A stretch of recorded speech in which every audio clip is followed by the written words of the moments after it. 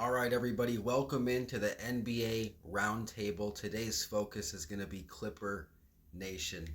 We haven't had a video in a minute here on the Fields Bros, but James Harden was traded to the Clippers. They struggled early.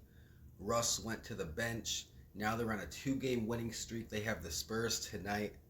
So, what are your thoughts on the whole experiment, Brandon? Well, I'm just glad to have all the boys on the same team.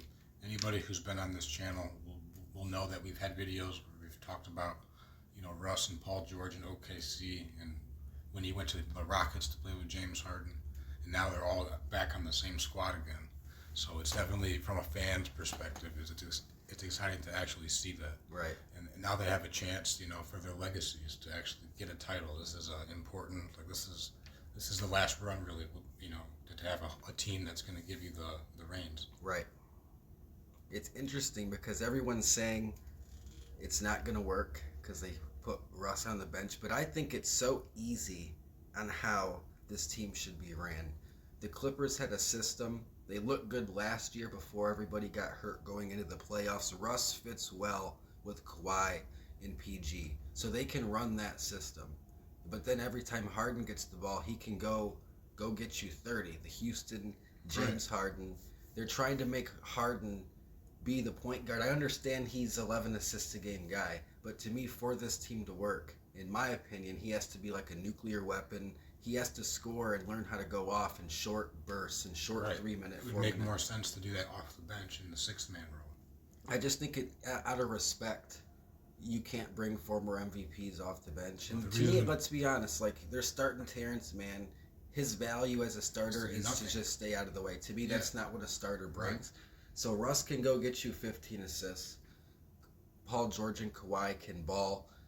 I think Harden can ball as well. So I think it's just going to be a period because you have two players in Russ and Harden that they're not a normal backcourt in terms of one's on ball, one's off ball.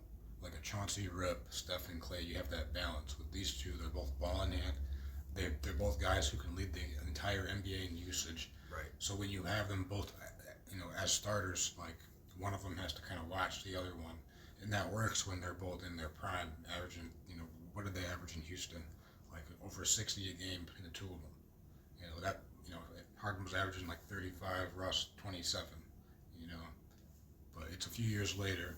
Now you have a situation where you have Kawhi and PG are the guys getting paid that $40 million.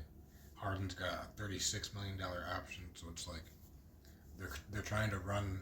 They're obviously switching their systems. It was Russ and PG and Kawhi. Now Harden's there. They're in the starting lineup, but the way he's trying to play, they're going to have to make some changes to their shot distributions and all that. Like Harden's not really shooting a whole lot right now. He's kind of just playing like Westbrook and trying to get assists.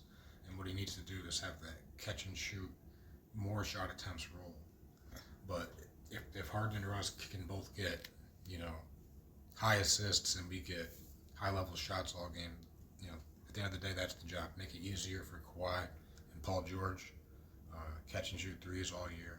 As far as Terrence Mann, I'd rather them start Norm Powell, a guy who actually is a fast, high level player, and he will fire shots up like no other. Right. And he's an asset to Harden. Like Harden can actually try to drop dimes with that guy. Terrence Mann just kind of defers and just tries to do nothing and not mess stuff up.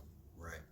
To me, it's a wonderful problem to have as coaches would say. I would rather have too much talent than not enough talent. So to me, it's how do we use these guys? And to me, here's my thought. You obviously, in my opinion, you start them all. The first 5 minutes of the game, to me, it's about rotations. It's about adjustments. So the first 5 minutes of the game, Russ is out there getting assists to Kawhi. He's out there getting assists to PG because, let's be honest, with Russ, Harden, PG, and Kawhi all on the court, who are you double teaming? So you can't double team. The spacing is going to be great for Russ to just drop dimes, create catch and shoot situations for Kawhi and PG. And then after that 5-minute stretch, Russ comes off, PG comes off. You leave Harden out there. And then a quick 3-4 minute burst from Harden. He's getting to the line. A quick 8 points from Harden in that stretch. So Harden, to me, has to operate in 3 to 4 minute bursts after the normal Clipper system has worked its way. Right, and he has to play faster too because we can't have games where three of them have 25 to 30, but we only score 104. Right. That tells me that we're playing half court basketball with this group. Right. And that's why they've been losing because they've been having to take heavily contested, shot creator shots every play. Right. You have to, because Harden doesn't play as fast, and that's a consequence, with the pace. So that's why I like Westbrook because they get up and down. Like his first game there last year, they scored like 180. Right. With no practice. So it's like we definitely need to get up and down, and that's going to get our steals up even higher because that's more possessions in the game. To me, I think Kawhi and PG, because of their stature, because of their ability to play defense, people compare him to Scottie Pippen a little bit. They can do a little bit of the dirty work. So they're able to defer a little bit. I said this the other day to you, like off the record. I think PG's averaging 24, Kawhi's averaging 20, 21. Harden cannot only average 16. You know how many players the Clippers could have traded for if the goal is just to get you 17. So to me, if Harden can average 25, but that means Kawhi and PG taking a little bit more of a back seat offensively, but they bring so much more of the dirty work. Well, what if Harden gets to the rim and gets free throw attempts? Like that's what I was honestly hoping for. Right. The Harden that gets to the line and I look up and he's got 20 points, but he's three from the floor. He has it's to be aggressive, putting the ball in the court and the paint. As far as weaknesses of this group, the rebounding. Their best player is Zubac at 8 rebounds a game. That's not going to cut it. And then you have Russ at 6 as the next best and rebounder. He's not even starting anymore. Kawhi and PG are each getting you 5. Harden is getting you 5. So it's like, I'm pretty sure that Man is not going to start for very much longer. I'm pretty sure once they're on a roll, Ty Lue's going to just go with the starters because he's going to realize that Russ can, if you don't want him to take shots, he can rebound at a high level. He can get you 15 assists every night steals with this group. Like he doesn't even have to take that many shots, but like he offers the lineup, a little bit more than Terrence Mann does. But then there's that, is Harden gonna take those catch and shoot shots like he has to when they both play together? And all that. Everyone talks about this team defensively. We look at the steals. All of those big four, Harden, Westbrook, PG, Kawhi, they all average over a steal per game. So to me, Westbrook brings so much defensively. Yes, he used to be one of the greatest defensive point guards in the league, and he still is that. So with him and PG and Kawhi, if those three lock in defensively and allow Harden, let's be honest though, out of all four of these dudes we're talking about as the big four, Harden is the only one we've talked about as he could be and is one of the greatest scorers we've ever seen. So those other three dudes who are monsters defensively need to lock in, go be Scottie Pippen type on defense, and let Harden go carry the weight. That's what Harden does. So, or else why trade for him? The way this team gets to the next level on defense, though, is the D boards. You got to close your defensive possessions out. We're not a good rebounding team. That's why I like Westbrook out there because he can average 10 rebounds a game if that's his role and you start him. If you just want rebounds and he'll get you double-digit points, but he can get those rebounds, and that's how we close those possessions out. There's too many times where we give up all these shots. And Kawhi and Paul George aren't good rebounders for what it's just not in them. They're not. They're not great rebounders. Right, they're not great rebounders. Like I can't depend on them for 10 rebounds a game. Russ is clearly better rebounders than them. Actually Russ has better rebound numbers than Zubac career-wise. Probably I wouldn't be surprised if he has more at 10 rebounds. Right. So let's transition a little bit. We're looking at their record. They're 5-7 going into tonight's game against the Spurs. What are your expectations? What do you think you're going to see tonight? Well, we just played them. It's a back-to-back. This is a young team. They're not very good. So I think we'll win this game.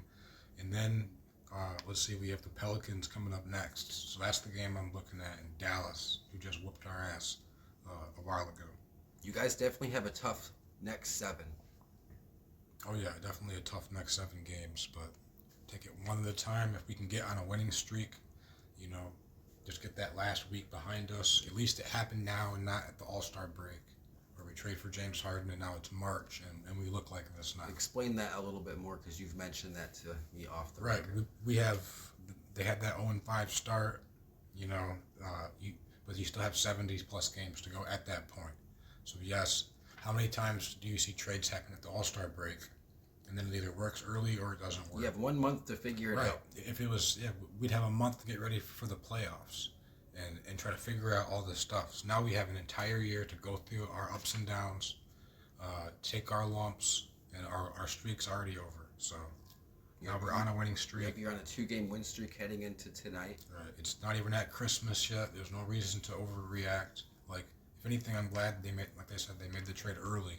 Right. And just got it done. Yep. Now you just have to get that starting lineup figured back out. I'm sure, like, if they would have won one of those 4 games or 5 games, they probably wouldn't just benched them already, or thought that would make a difference. Mm-hmm. But it was Russ that you know, actually offered, I'll just do it if it helps. Like, right. Because, you know, they just traded for Harden. They're not trying to bring him off the bench. Right. You know what I mean? So we have the Spurs tonight at 8 o'clock.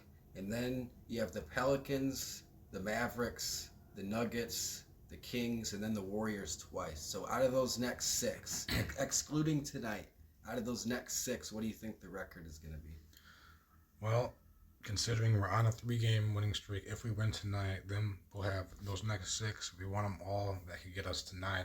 I say we'll probably lose a couple games in there. You might drop one to, I'm not sure if what's home and what's away, but the Kings always give us a good game, and Dallas is going to be a tough game. So I said they drop maybe 2 games. The Pelicans, Dallas, and Denver are all at home, and then you're at Sacramento and at Golden State. I think they'll drop 1 road and 1 home game, and that would bring them out, you know, Yep. over 500. So then we're right back on track again. You know, that'd be just fine.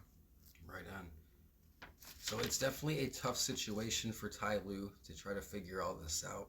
There were people saying fire Tyronn Lue when they were 0-5. Right. But would you agree that if they're committed to the staggering Harden and Russ as starters, start Norm Powell, he gives the starting lineup a punch. We're scoring under 110, so clearly we need more offense out there. Right. So it's like you might as well just start him. Like he averaged 18 off the bench last year. That gives Russ more, you know, room on the bench. So I think that's what they're going to end up doing. Right. If you're going to not start Westbrook. Yep. What about availability for this team? Paul George, Kawhi Leonard, they're always hurt going into the playoffs. That's also a reason why I think they made the Harden trade, because they didn't give up a whole lot for it. Right. You gave up some wings and Batum some and spacing. some nobodies. Right. At this point. So it's like Harden and Russ are generally very durable players. It just comes down to their postseason performance with those two. You have a backup duo in case anything happens to Kawhi and PG. Right. But I'd like to see them get on a winning streak here, and I'd like to see Ty Lue have enough confidence to go back to the first vision they had. Right. Start the dudes. Or start Norm Powell, because that makes more sense than Man. Man just doesn't offer our team anything. Right. As a starter. So, but yeah, we'll see if they can get this As a turned team, around. the Clippers are averaging 113 points a game. Is that enough for you? Do you want to see that up? I mean, that's solid, but it can still be higher. Like, Right. Considering all the games we've had where we've scored like 103 or something like. So. The Clippers won 44 games last year. I don't think they've won 50 games with Kawhi and PG. That to me should be a goal. Get Right. to 50. They're still well in range of 50. You could go 50 and 32. So they got 7 losses. There's no reason why this team can't win 50. If you just look back from 2000 to now, That's a good you look at the indicator. 50-win team, that's a good indicator. So I really want to see this team. I want to challenge the Clipper Nation to hold the team accountable, get to 50 wins, you know, build good habits. What about the Lakers? You might as well have a quick talk about them. LA video. That should be a separate video. I really want to do it justice. So this was a Let's Talk Clipper Nation video. It's the Fields Bros. Check us out.